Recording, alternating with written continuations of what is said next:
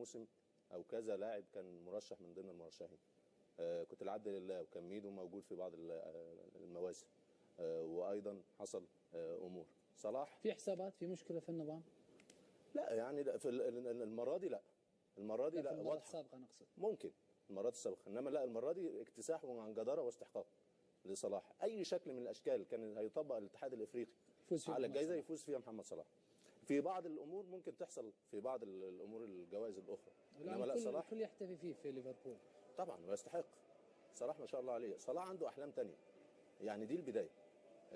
واتمنى ان شاء الله ربنا سبحانه وتعالى يبعد عنه الاصابات ويمشي في مشواره ويحقق احلامه واحلام الكره المصريه، لانه بقى الان قدوه وبقى ملهم لجيل كبير من الشباب.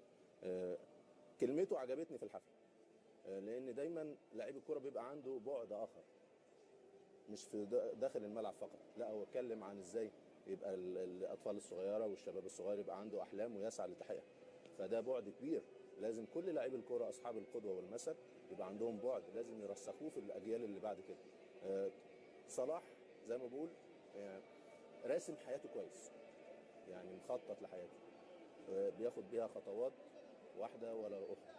اتمنى ان شاء الله ان ليفربول يساعده وهو يساعد النادي في احراز بطولات عشان ينتقل من المنافسه على الجانب الافريقي للمنافسه على الجانب العالمي، يعني يخش من ضمن العشرة الموجودين في الكرة الذهبية.